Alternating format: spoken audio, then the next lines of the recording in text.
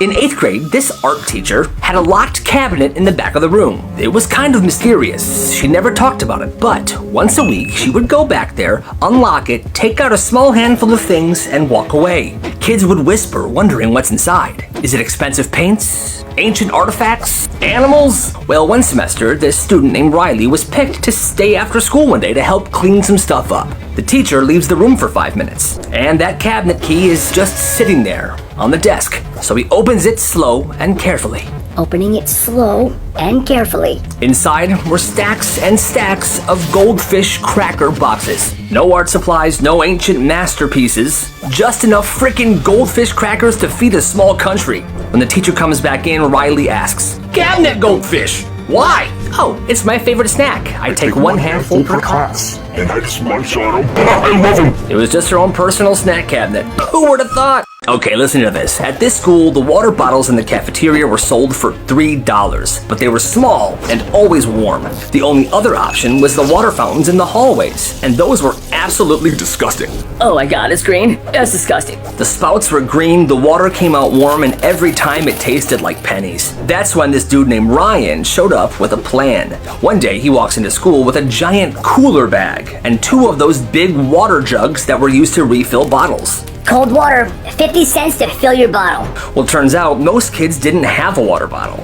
So what Ryan did was he stopped charging people to fill their waters and instead sold reusable water bottles himself for $3 each. The second you bought a water bottle, you were in the system and you could get your water filled. Pretty soon, Ryan set up at lunch with 4 water jugs in this giant cooler bag and he's refilling everybody's water bottle. Kids, teachers, everybody. People were skipping the nasty water fountains and going straight for Ryan's ice-cold filtered water. And months later, by the time the school had actually replaced the water fountains with nicer ones, Ryan had made $400. And the entire school was carrying around the water bottles that he sold.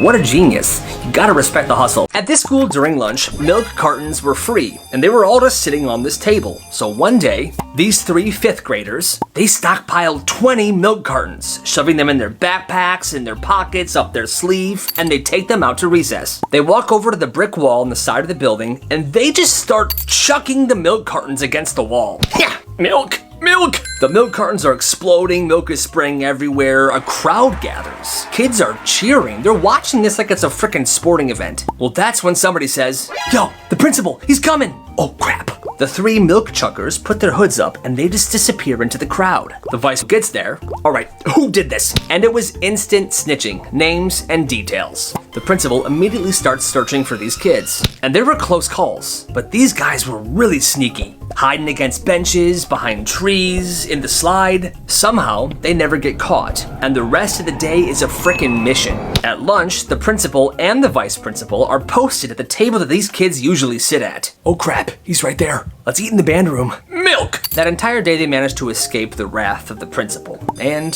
when school was over, they went home. But the craziest part is, some random kid cleaned up the milk wall by himself, just because he wanted to. When the principal went out and asked him why he was doing this, "Why are you doing this?" "Because it's the right thing to do." That's legendary. This is a super unique school business. So this dude would make end of the year videos. Like a video yearbook. And at first, it looked like any end of the year video. Music, selfies, people walking to class, doing finger hearts. But then it would cut to black and the title would pop up. The real yearbook. You see, it turns out this one student had been filming everything all year. Not the school spirit stuff, not the assemblies, not the sports teams. He filmed all the chaos and the shenanigans. The 5-person fight in Spanish class. The time one Hawaiian roll started the biggest food fight in that school's history. Even the teacher's meltdown during second period. You guys are the worst class I've ever had. Screw you. And the edit of the results would be insane. Perfect cuts, super good sound design, transitions, and at the end of the year, he would tell people to report to room 108, which is one of the club rooms. It was after school, and he told people it was $2 to get in.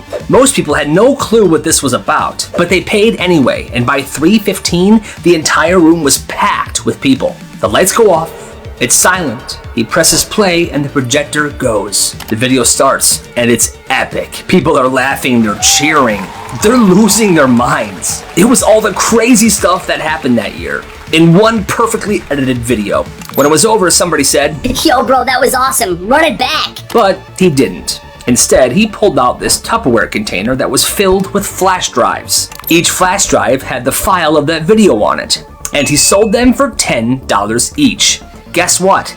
They sold out, and he made absolute bank. He did this exact same thing for a few years after this, and then he stopped. But seriously, what a genius idea. You gotta respect this kid's hustle. It's a big family birthday party. All the cousins are the same age, around middle school. There's cake everywhere, balloons, pizza crust on the couch. By 8 p.m., the party's over. The adults are done. One of the aunts says, all right, kids, that's a party. Nobody's leaving till we all help clean up. One cousin says, no, I'm not cleaning this. I gotta go home, man. I mean, I don't want to clean it either, but what do we do? I have an idea. That cousin then just drops to the ground. Full body collapse right on the floor, and everyone's screaming, oh my God, Corey! Corey, wake up! The kid's not moving at all. One of the cousins is like, okay, bro, joke's over, stop. But Corey is just committing to this. His eyes are closed, he's limp, he's silent while people are shaking him. Come on, Corey, get up, get up. What he didn't know was one of his uncles was in the kitchen and called 911. So now, paramedics burst into the house. Where is he? Where is he? That's when he's like, I'm better now. Everybody explodes. The parents are furious. The cousins are like, bro, that was way too far. He's grounded for months. The ambulance leaves, and now all the cousins are forced to clean up double time. They didn't just have to clean up from the party. They had to now clean all the bathrooms and rake the yard. It was insane. So his little bit to get him out of cleaning made things 10 times worse. There was a school in Florida that tried to monetize the bathroom. It's so messed up. They gave every student 3 restroom credits a month. And if you ran out, each additional restroom credit was $5 each. This is insane. The principal called it time management training, which didn't make any sense. It's more like a human rights violation. Well, that's when a student named Marcus, what's up, realized that the school just created the most valuable currency on campus. Okay, I got 2 credits left. I'll trade them for your pre-calc answers and your lunch. Okay, cool, yeah, deal. Marcus became this bladder broker of sorts. Hey bro, you never pee, right? No, just once before school and once at night. I'll buy your credits off you. He would either trade these credits or sell them to students who were having an emergency for a massive markup. Now the crazy part is, he began trading, buying, and selling these credits very obviously in front of teachers in the hallway, because his plan was to get caught. So when the principal did catch on, Marcus, I know what you're doing. Oh, you do you? You cannot be trading, buying, or selling these bathroom credits. Well, what are you gonna do about it, huh? Oh, well, you're gonna get in big trouble. No, you're not, because listen up. You got a few options here. You can punish me, but then I'll go to the school board, tell them that you're charging students $5 to use the bathroom. Or you can let me continue and do nothing about it. Or your last and honestly best option, get rid of the credit system. It's a human rights violation, you freaking idiot. Out of my office now. By the next morning, the bathroom credit system was gone. And honestly, it was all thanks to Marcus. Steven was a quiet kid that got bullied for everything, but one day he decided to change that. It was a second floor classroom. Steven was sitting by the window, and he decided that today was the day he was not going to be bullied anymore and that he was going to become a legend. Now the funny thing about Steven was that he was actually shredded. Well, the teacher was mid-lesson, and Steven opens up the window, and he jumps out. There was a single-story building right outside this window, so he just jumped down onto that. And then he started dancing. Like full-on dancing, poses, spins, his hands were in the air, frickin' jazz hands. One kid near the window said, bro thinks he's doing a halftime show. He was hyped. He thought he did a great dance, so he hopped down to the courtyard, walked back in school, and sat down in the classroom. But the thing is, nobody even saw him do it. Just that one kid by the window. Nice work, man. He was livid. He did all that because he wanted to be this legend of a kid who danced on the roof of the school building. But no one noticed him, so the next week he came and he did it again. Same class, same window, same routine, and again, nobody noticed. Did anybody see that? See what, Steven, huh? The world does not revolve around you. Pay attention to the lesson. I hate my life. So this kid had the biggest yard in the entire neighborhood. It's the yard that people always ended up hanging out at. But one summer, he had a bigger idea. He thought about those giant music festivals and how much money they make. And he thought, why not try to have one in my backyard? So first he held auditions. Bands, comics, magicians, whatever. Bring your instruments, bring your tricks, just show me what you got. And the best acts got a spot on the lineup. He built a stage out of stacked wood pallets and plywood. It wasn't fancy, but it worked. A friend brought an amp, some dude brought a microphone, it was all coming together. At the front gate of his yard, he had 2 friends working security. $10 a ticket. And inside, hot dogs and soda for $2 each, and his dad manned the grill. That night, the whole frickin' neighborhood showed up. Parents, kids, even people he didn't know. And the band was crushing it. Folding chairs around the bonfire, people dancing to the music, it was a beautiful sight. By the end of the night, they had made a really good amount of money. And he thought to himself, I'm gonna put this money towards doing it again next year. And that's exactly what he did. The next year, it happened again. Bigger and better. And he kept doing it. It wasn't just a big party. It became a tradition for the entire neighborhood. And they loved it. You gotta respect the hustle. A freezing rainstorm hits overnight. Morning comes, and every single porch on the block is a sheet of ice. People are stepping outside trying to go to work, but they're slipping all over the place. But one kid, Billy, he planned for this. He saw the winter storm warning early, so the day before he went to Home Depot, and he bought 4 giant bags of ice melt with his Christmas money. And that morning at 7 a.m., he's outside in slip-proof boots, dragging a red wagon full of salt. $3, I'll melt your whole porch and driveway. $3, I'll melt it all. And the people that didn't have salt themselves, because this was very unexpected storm, they paid him. Take my money. Oh, take my money. Milk, milk. So he's sprinkling, he's scraping, ice is melting, neighbors are getting to their cars, other neighbors see, they want to use his service as well. Business is booming on this crazy morning. And anyone who says, I'm not paying for your salt, fine, then you can slip. Wait, come back, here.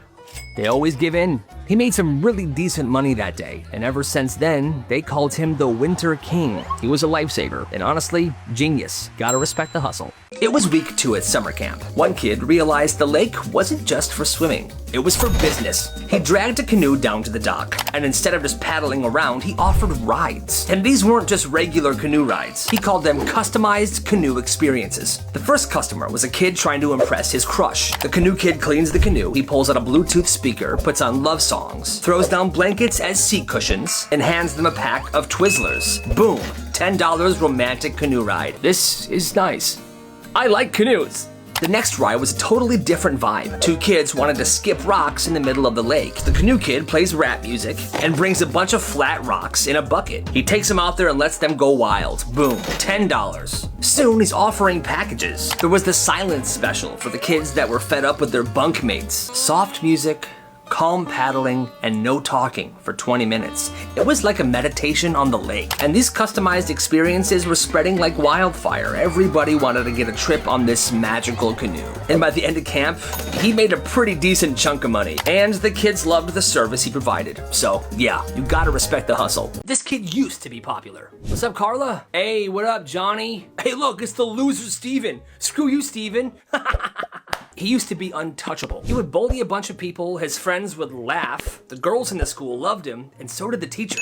But one Monday, he came back to school with a haircut. And it was bad. No, it wasn't just bad. It was horrible, like a freaking cartoon villain. Hey guys, how we doing today? What's up, Carla? What?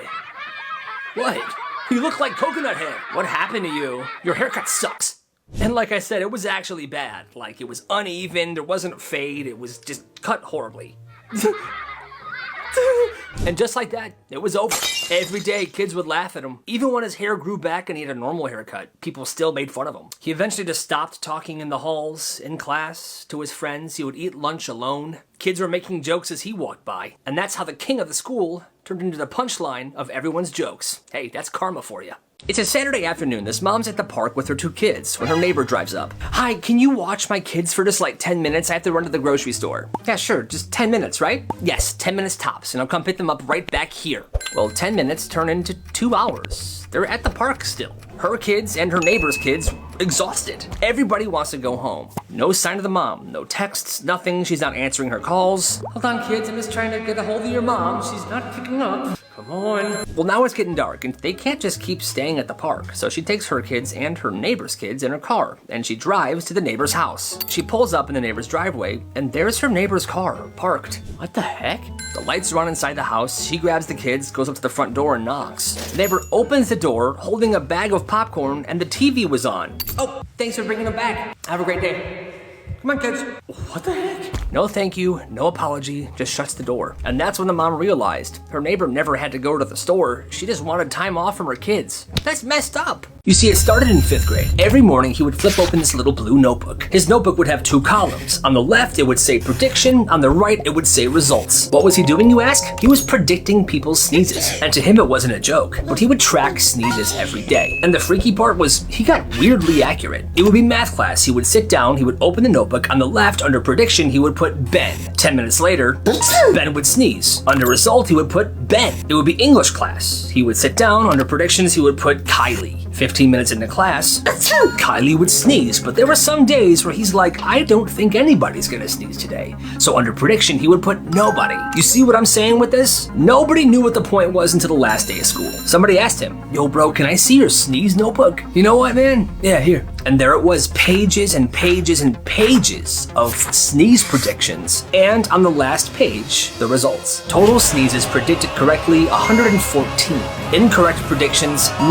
Accuracy rate, 92.7%. He gave the notebook back to the kid, the bell rang, and then it was summer break. I don't know why he did that, but it does kind of sound like a fun thing to do in class. Who's to say? This kid was sleeping over at his friend's house, and he wakes up in the middle of the night, hungry.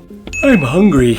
He remembers that there was graham crackers in the kitchen, and he figured that'll work. So he gets up and he steps out of the room, but the second he lays foot in the hallway, What? A motion sensor alarm goes off. Within seconds, the lights turn on and his friend's dad comes barging out of his bedroom. Who's out here? You. It's just me. I was getting a snack. The dad then pointed to multiple small boxes on the baseboard of the hallway. You see these, kid? Motion sensors. No one's allowed to leave their rooms after midnight. Heads back into the bedroom and his friend's awake. Hey bro, I'm sorry about that. Dude, that's so messed up. You have a curfew for inside your house. I know, it sucks. And this was so uncomfortable for him that he never slept at that house ever again. This kid finds a wallet while he's walking into school. Right there in the grass. Yo, wallet. He opens it. $500 in cash. Crisp. It's taunting him. His brain goes into panic mode. I want it. I mean, of course I want it. But it's not right. What do I do? I'll hold on to it for now. I'll decide later. So he puts the money back inside the wallet, he puts the wallet into his backpack, and he spends the next 2 periods sweating like he's hiding a frickin' body. In 3rd period, there's a substitute. I will be your sub today. He says something. I'm having a rough day, guys. I lost my wallet before school this morning, so let's just get through class. Kyle's soul leaves his body.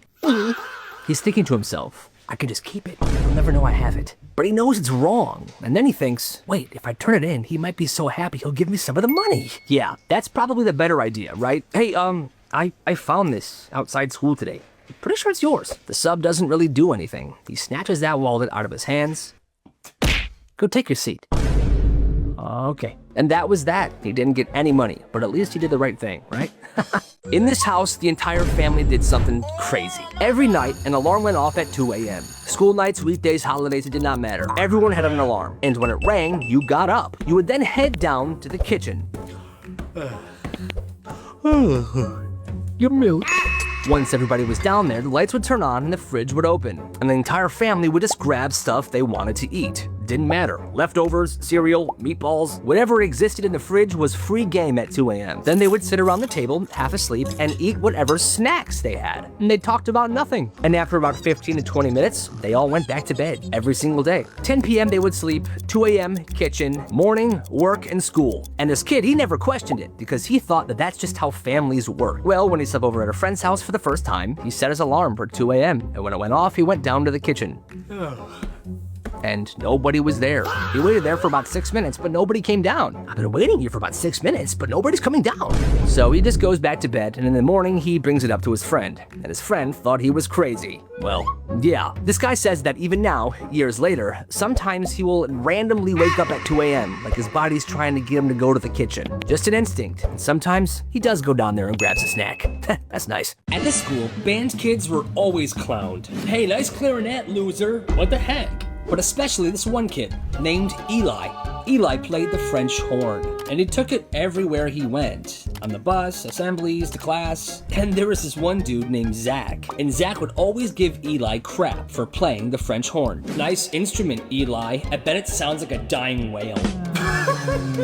But Eli didn't let it get to him. Then came the spring concert. Big crowd, parents, staff, the gym was decorated, and Zach was there because his mom forced him to go because she was on the school board or something. Well, halfway through, the conductor goes, "And now, a featured solo by our French horn player, Eli." And Zach's like, "Okay, let's see this." Eli stands, French horn in hand, and he cooks. It's not just good, it's cinematic.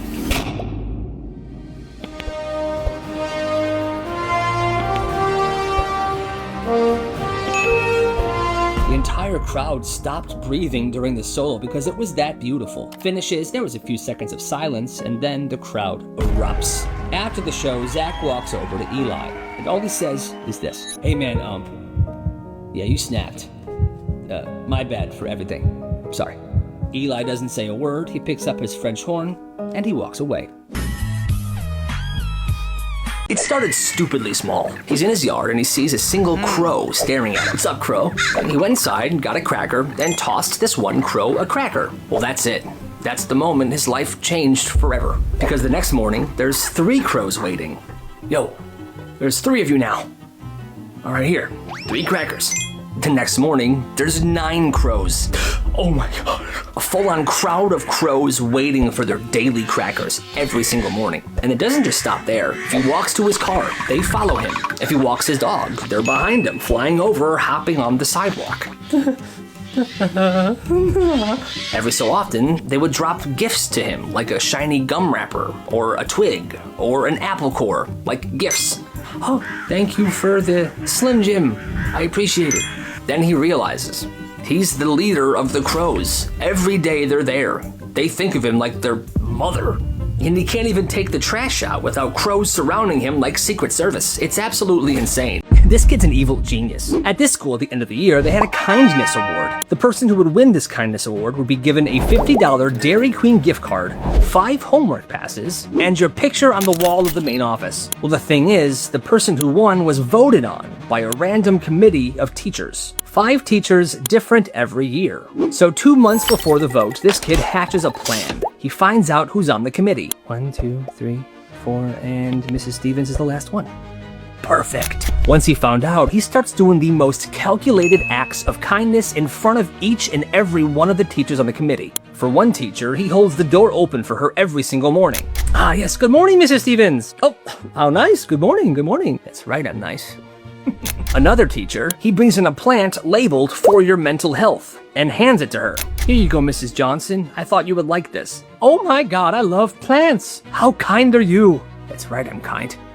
"What was that?" "Nothing. Don't forget to water it. Bye." One time during lunch, he stands on a table and gives a speech about gratitude. And then after that, he walked around the cafeteria picking up trash, helping the janitors. It wasn't even subtle. One time, he handed a granola bar to one of the teachers and straight up said, "Here you go, for kindness." "Well, aren't you just a nice student?" And at the end of the year, he frickin' wins, and it's by a landslide. And that day, after school, he took that $50 Dairy Queen gift card, and he spent it all on himself. Needless to say, he had a terrible stomachache the next day. But hey, you gotta respect the hustle. It was lunchtime. Everyone is sitting on the lunch tables. It's pretty packed. And well, a chain reaction starts. The one where you punch someone in the shoulder and you say, "Pass it on." Pass it on. Pass it on. There's laughter, everybody's playing along. The row across for them sees this and then they join in as well. Well, it gets to this one kid. Pass it on.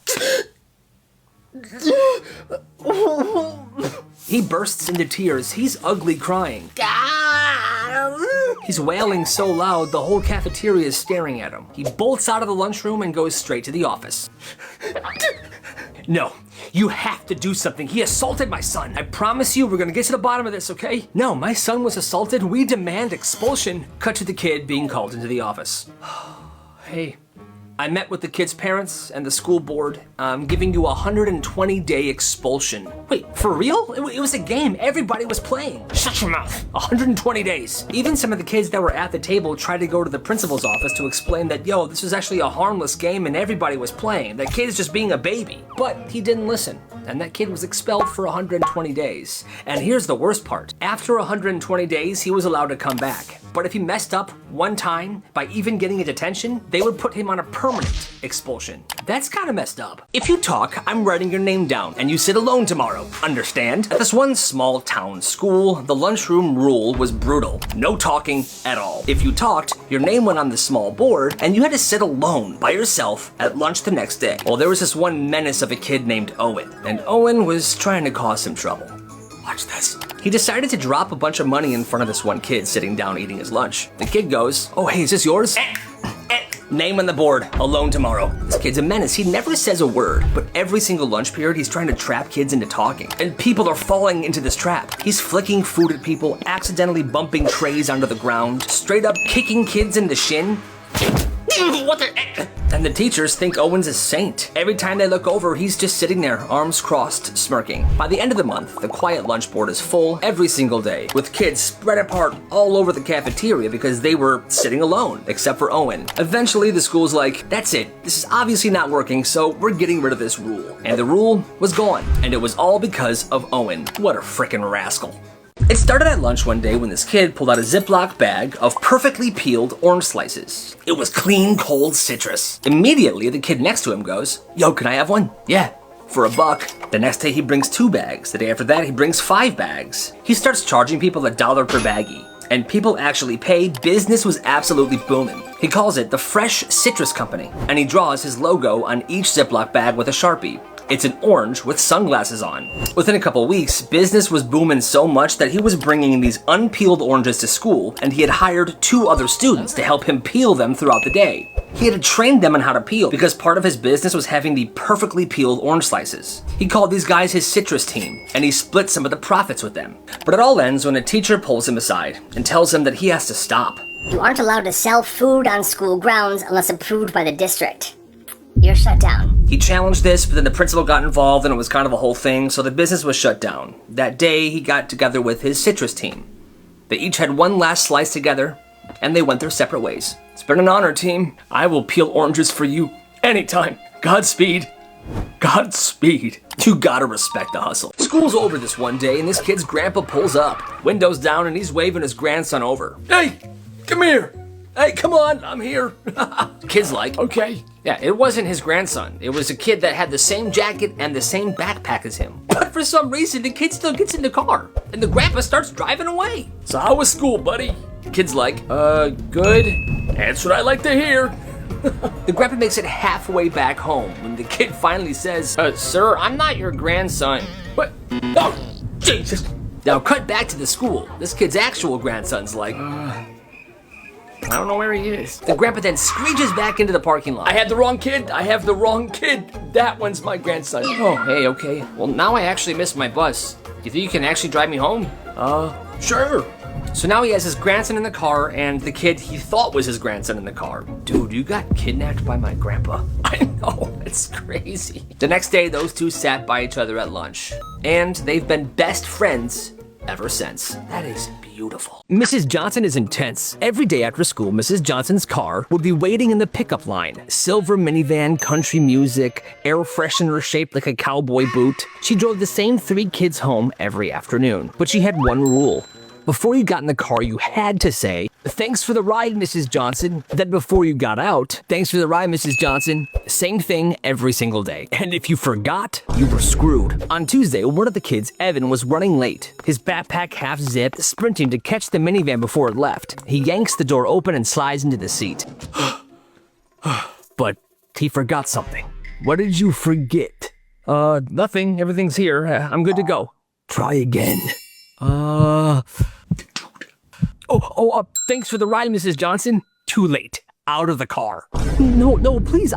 My parents are both at work. I have no one to take me home. Out of the car. No. He steps out and she drives off. By the time this kid's mom picks him up, it's an hour and a half later, and the sun's beginning to set. That next morning, Mrs. Johnson picks Evan up at his house. And this time, he doesn't forget. Thanks for the ride, Mrs. Johnson. See? That wasn't so hard, was it? তোমাদেরকে আমার পরিচয় মানুষ চিনে, তোমাকে চেনে, you are the father of Max the prankster, ঠিক আছে? তোমাকেও মা বিরাট স্টার। বাট আমি চাইবো আমার ফার্স্ট মিটিংটা অনেক গ্লোরিয়াস হোক। আর যদি সে ফ্রড হয় তাহলে কিন্তু ওর খবরই আছে, একদম থাপড়ায় সব দাঁত ফেলে দিব। যাই হোক, দেখা যাক কি হয়। আমার লেট হচ্ছে দোস্ত, রাখি। হ্যাঁ, টিন্ডার থেকে তুমি এর আগে আর কারোর সাথে কফি ডেট করেছো আমি ছাড়া? হোয়াট? আমাকে কি দেখে মনে হয় চিপ? আমি exclusive version, okay? I am not available. কি ছিল? কি ছিল? প্র্যাঙ্ক ছিল, বিশেষ হচ্ছে না? এই যে Prank I sweet, I sweet, ওই যে দেখেন মনোপড নিয়ে দাঁড়ায় আছে, এই যে আরেকজন ইফতে, একদম একদম গুলি করে দিব মাথার মধ্যে, ফুটা করে একদম এদিক দিয়ে বাইর করে ফেলবো। কি আছে বাইর কর? কিচ্ছু নেই। দে দে, হাত কিলু কালি, দে দে দে দে দেই দে। হ্যাঁ দোস্ত, ওই যে প্র্যাঙ্ক বা ওই যে কি জানি একটা ছেলে আছে না, ফালতু, সারাক্ষণ মানুষকে ধোকা দিয়ে বেড়ায়, ওকে চিনিস তুই? হ্যাঁ, চিনবো না কেন? ওকে না চিনার কি আছে? ওকে চিনে না এমন কেউ আছে? এই শিখেছি ধরে 50 কি টেলিলেন্স নাকি? হ্যাঁ, 85 ইউজ করবি, দরকার পড়লে তোর আমি 70-200 কিনা দিব। তুই টেনশন করিস না। হ্যাঁ, কোনো চোর না, চুরি না, ডাকাতি না, এটা প্র্যাঙ্ক ছিল, টোটালি প্র্যাঙ্ক। প্র্যাঙ্ক শিখাইছে ওস্তাদ। কেমন হলো প্র্যাঙ্ক?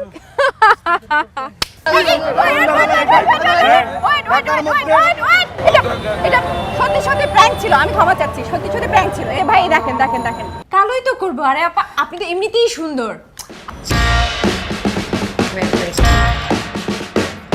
বাবাকে সালাম কর, আরেকবার সালাম কর। মা, আমার বিয়ে করা বউ, তোমাদের বৌমা। আমি আসছি তো, আমি সব ঠিক করে ফেলবো। তুমি বসো, বসো তো, এখানে বসো, আমি দেখছি। আন্টি, আঙ্কেল,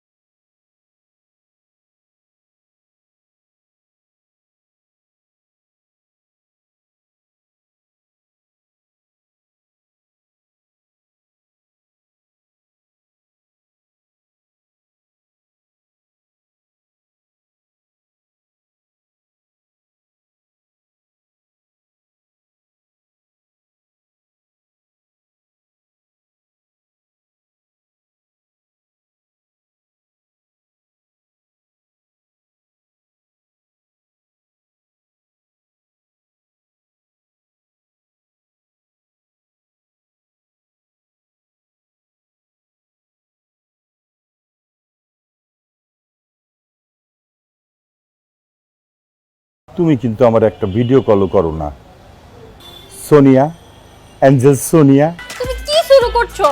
আরে আমি করলামটা কি? আমি যেখানে বয়ে আছি। এই আমার ফোন দাও, দাও কইতাছি। ছাড়ুম না। কি দাও? ছাড়ো কইতাছি, আমার ফোন দিব না আমি। এইটা আমগো খানদানি রীতি, তুই বুঝছ না?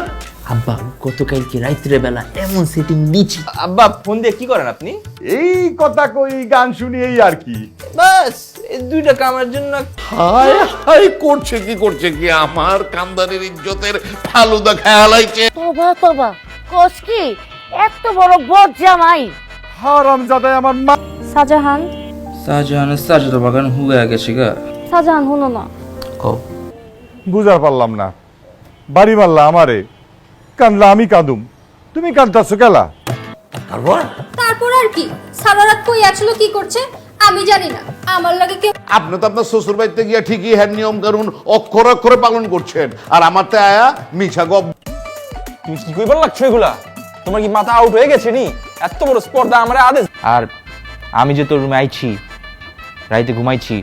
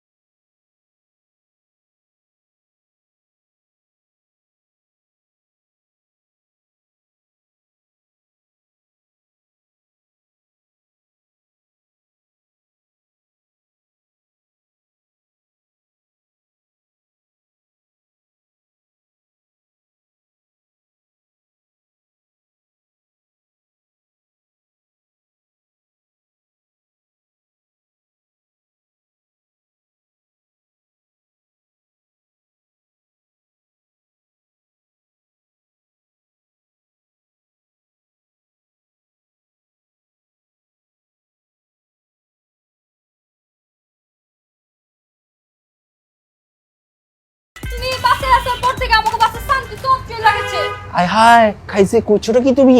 তুমি একটা ভিডিও কল করে পাঠাও প্লিজ প্লিজ। কবে আমগো দেখা করছেনটা কি এটা আব্বার লগে? এমন চিপা মাইটা দিয়েছেন? কেমন ঠান্ডান বউ? তারপর তো ভয় কাঁচে মুচু খায়া গেছে গা।